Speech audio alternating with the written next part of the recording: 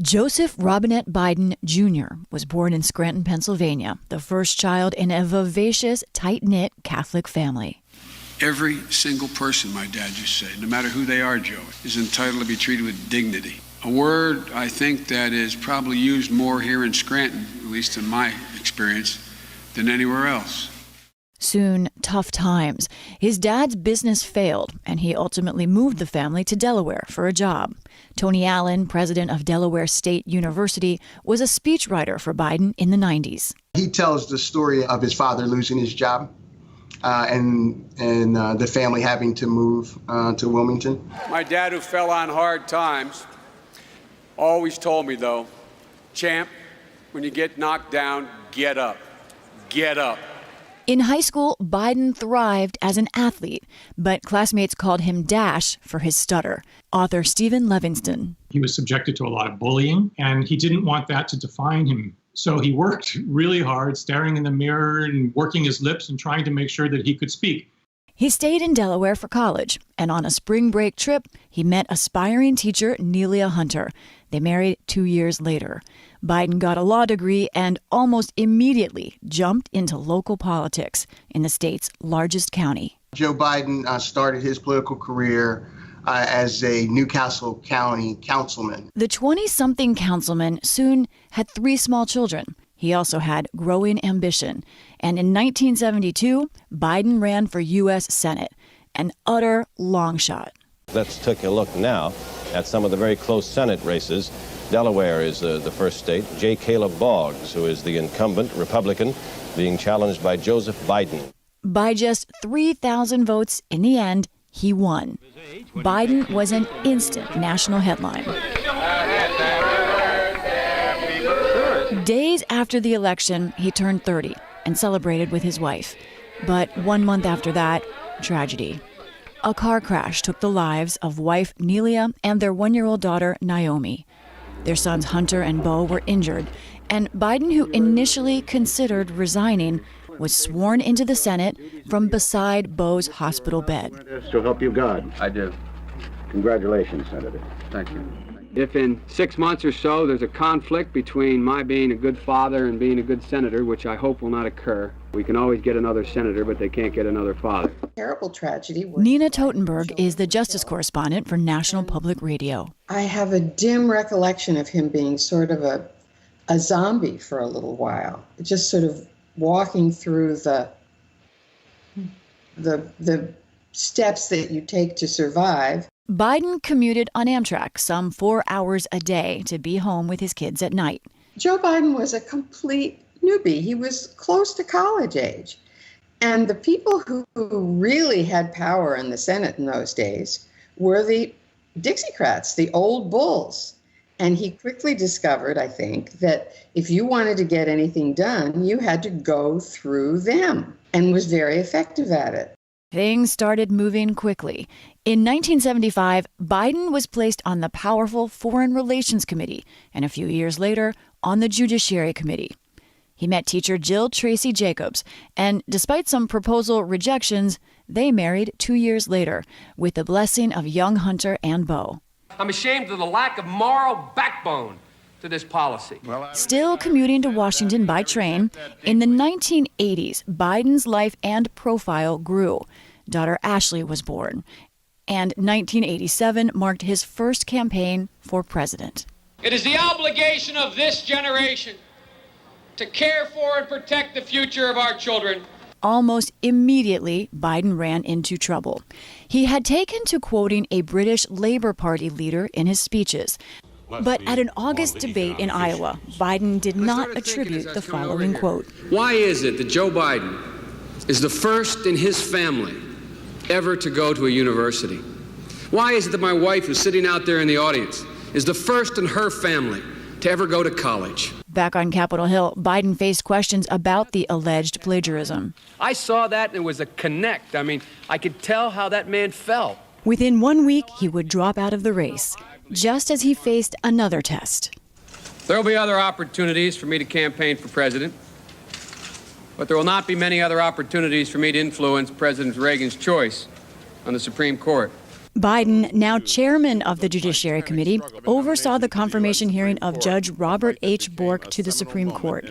It was sharp from the beginning. Having watched the Senate Judiciary Committee over the years, this is the one time where senators who were on offense actually were prepared. They asked good questions, they knew a lot about Bork, and Joe Biden led the charge.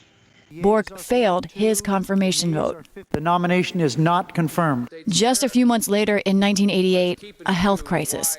Biden suffered 2 life-threatening aneurysms. A full 7 months of recovery later, he returned to the Senate floor. I will not forget the sentiments expressed, the support given. It means a lot. Thank you very much. Biden got back to work, and as the 90s opened, a new test, the nomination of Clarence Thomas to the Supreme Court. Clarence Thomas, seasoned now by more experience on the bench, fits my description of the best man at the right time. Biden was still Judiciary Chairman. The committee learned about charges of sexual harassment against Thomas from his former assistant, Anita Hill. You swear to tell the whole truth and nothing but the truth, so help you God? I do. Other women came forward to testify, but Biden agreed with Republicans to limit the testimony to Hill alone. The televised hearings gripped the nation. His conversations were very vivid. He spoke about acts that he had seen in pornographic films involving such matters as women having sex with animals and films showing group sex or rape scenes. It would all make a searing impression on some women watching, like Amy Allison, the founder of the pro-women group She the People. I was an undergraduate, and I went to the common room in our dorm to watch the hearings. I saw the way that she was being treated by the white men on the Senate Judiciary Committee, both Democrat and Republican. Joe Biden was among them. Biden stressed he would run a fair hearing. I have not made my judgment based upon this proceeding because we have not heard all the evidence. But his handling of it and the fact that other corroborating witnesses were never called has raised sharp scrutiny. Just as the Republicans were really unprepared for the Bork hearings, the Democrats were unprepared for the fury and the determination of the Republicans, and that they would use any tactic to destroy the main witness against Thomas. Biden thought, my job is to be fair. But his fairness in the end was in many ways unfair to Anita Hill. This entire proceeding is ended. Biden spoke about the hearings last year. As the committee chairman, I take responsibility that she did not get treated well. I take responsibility for that. Later, Biden used the Judiciary Chairmanship for big policy pushes, including in 1994, the Violence Against Women Act, which created a national strategy for combating and prosecuting domestic abuse and sexual violence against women. He also led on a more controversial bill that was attached, the 1994 crime bill that imposed longer sentences for drug crimes and other offenses. It may have seemed, and did seem, entirely reasonable in the middle of a crime epidemic. But in hindsight, it resulted in locking up a generation of black and brown and poor white people. The gathering threat of Iran As the new century opened, with George W. Bush elected twice, Biden again thought it was his time. And he started dropping hints that he wanted another shot at the White House himself. In 2007, Joe Biden had been a U.S. Senator for 43 years, ready to try once again for a different job. Friends, today I file the necessary papers to become candidate for President of the United States. In early January, he announced he was running for president. All right. But it was a rough start from the beginning. In an interview with the New York Observer, Biden described his presidential opponent, Barack Obama, saying, I mean, you got the first mainstream African-American who is articulate and bright and clean and is a nice-looking guy. I mean, that's a storybook, man. Add to that stumble, he was battling a crowded, star-studded field. Author Steve Levinston wrote the book Barack and Joe. Joe Biden's 2008 campaign flamed out pretty quickly. He never really got any traction. Biden dropped out in January 2008 after placing fifth in the Iowa caucuses. He left the trail, choosing not to endorse either of the frontrunners, his fellow senators, Hillary Clinton or Barack Obama. Hope is what led me here today. In late May, Obama emerged as the presumptive nominee, in need of a running mate. Patty Solis Doyle was waiting for the news, too. She was chief of staff to whomever would be picked for VP. Obama and his team were really looking for someone who could partner in the actual governing because there was so much to do. They were looking for someone who could bring some of the demographic constituents that the then nominee did not have, in particular, white working class voters. And lo and behold, Joe Biden checked all those boxes. Obama was just a junior senator who didn't have a lot of experience with legislation, getting things through Congress. Biden was a master. He was able to go across the aisle. He could really help Obama legislatively. On August 23rd, Obama announced his choice. Joe Biden is that rare mix. For decades, he's brought change to Washington, but Washington hasn't changed him. He's an expert on foreign policy whose heart and values are firmly rooted in the middle class. Ladies and gentlemen, this is no ordinary time. This is no ordinary election. And this may be our last chance to reclaim the America we love. Right away, Biden hit the campaign trail. Welcome to the first and the only 2008 vice presidential debate. In a debate hosted by NewsHour's late Gwen Ifill, Biden took on his vice presidential opponent, then Alaska Governor Sarah Palin. Nice to meet you. Hey, can I call you Joe? Okay. Biden focused on withdrawal from Iraq and appeal to a nervous middle class. I understand, as well as, with all due respect, the governor or anybody else, what it's like for those people sitting around that kitchen table. And guess what? They're looking for help. They're looking for help. They're not looking for more of the same. On Election Day, the Obama-Biden ticket made history, ushering in the first African-American president. I was never the likeliest candidate for this office. This is your victory. For Biden, the day they won, I think he took maybe a few hours to really just sort of celebrate. But his initial thoughts were, let's roll up our sleeves, we gotta go. At the time, the economy was losing hundreds of thousands of jobs a month. Just weeks after inauguration, Congress passed a $787 billion stimulus plan. Obama put Biden in charge of overseeing how the money was spent.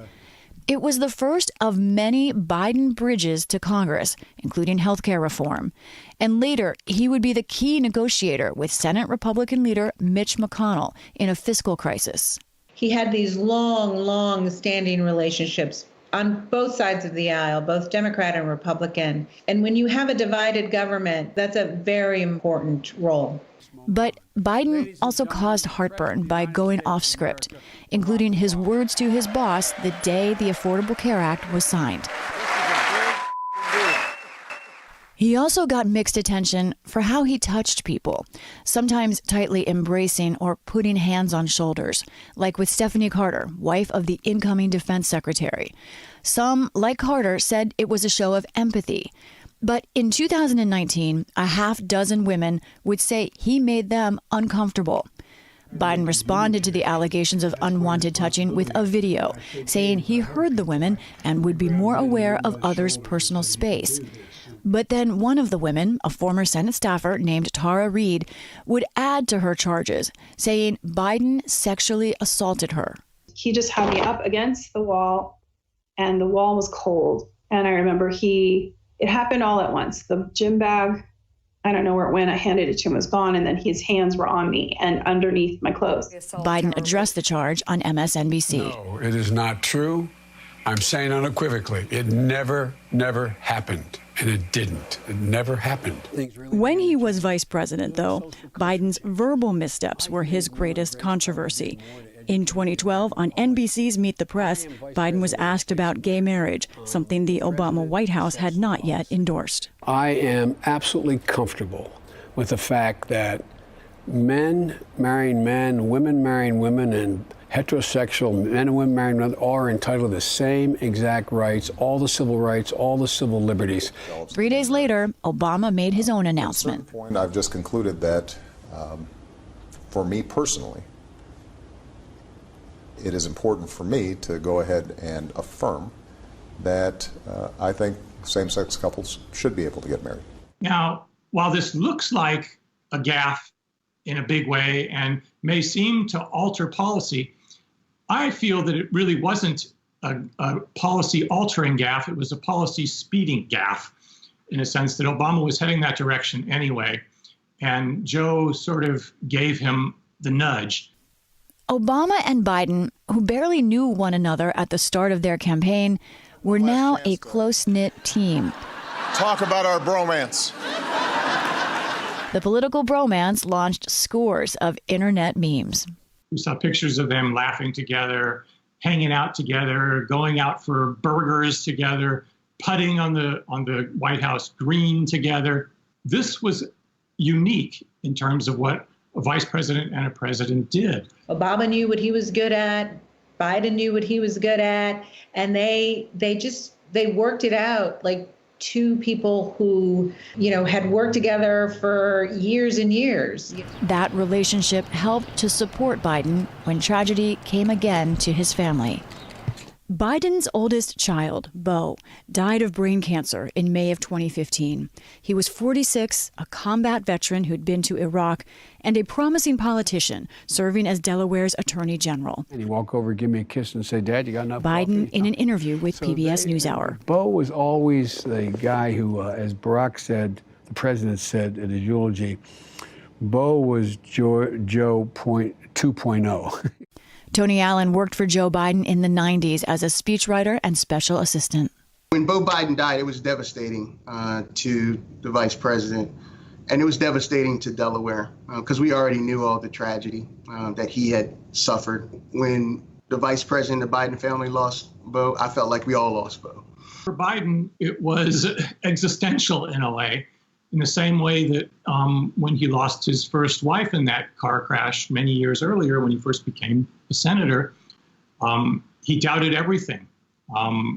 Going back to his wife's death, at that time, Biden, who was a very religious man, a very strong Catholic, began to doubt God. At the time, Biden was considering yet another run for the presidency, but Beau's death put a pause on those plans. In the end, Biden decided not to run that year. Just like so many times in his life, after facing personal tragedy, Biden fought his way back to run in 2020. For the first time in his life, he won a presidential primary, and then the votes for the nomination itself. For the PBS NewsHour, I'm Lisa Desjardins.